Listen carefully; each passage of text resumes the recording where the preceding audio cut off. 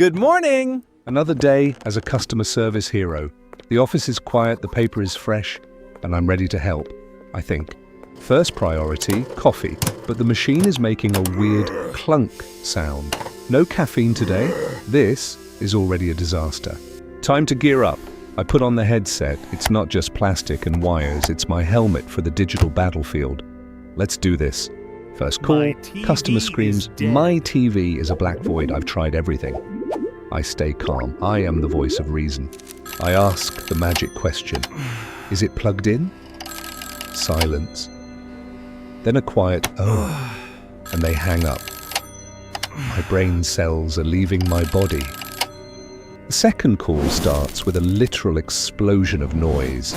This is going to be a long, long day. Send help, and more lead for my pencil. I thought the first hour was bad. Then the super user called. You know the one. They know everything, but can't find the power button. He's explaining his 10-screen setup like he's launching a rocket. My hand-drawn brain is starting to smudge from the stress.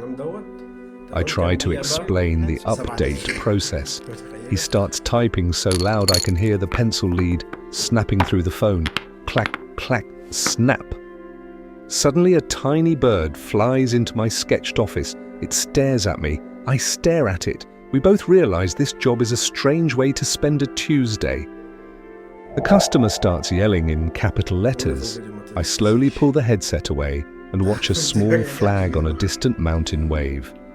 Peace feels so far away.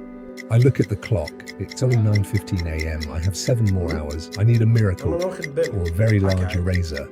It's 10:30 a.m. The coffee withdrawal is hitting hard. My pencil-drawn hands are starting to shake and the desk feels like it's vibrating. A new caller. She's asking why her internet smells like burning toast. I look at the screen. The pixels are literally melting into ink puddles.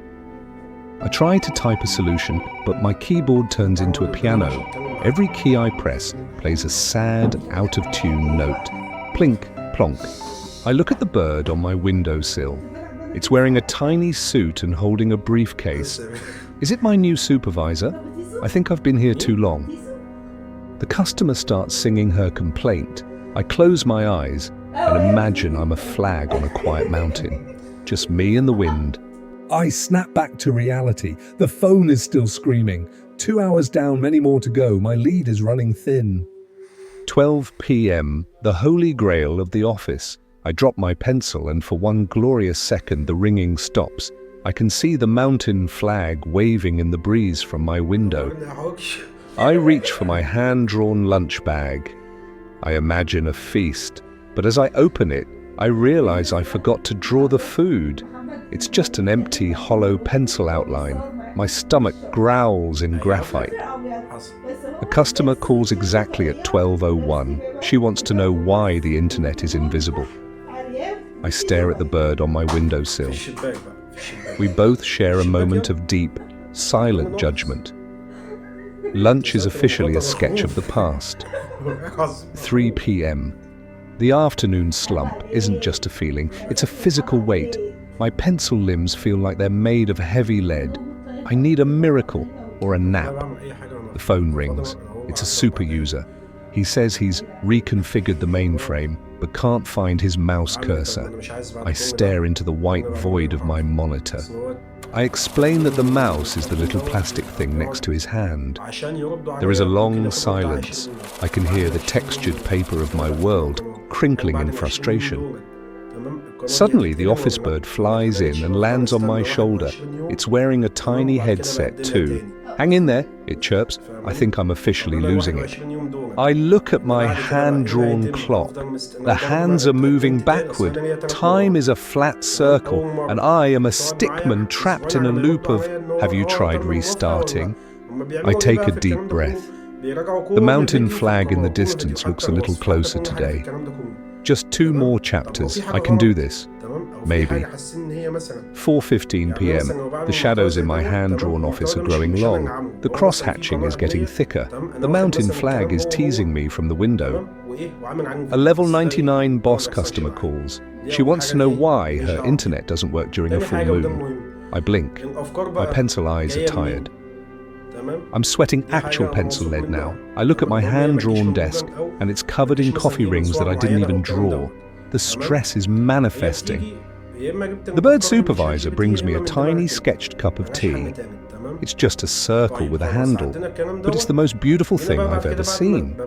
I explain to the customer that Wi-Fi signals don't care about the moon. She calls me a gravity denier. I just nod. The pencil is mightier than the moon.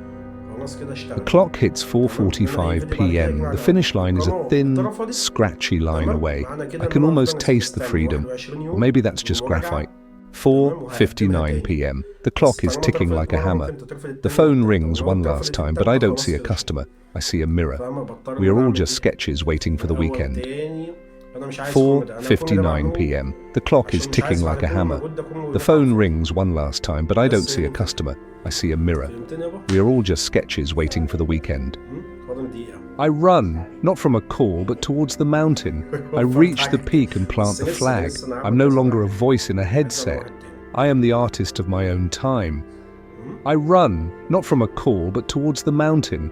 I reach the peak and plant the flag. I'm no longer a voice in a headset.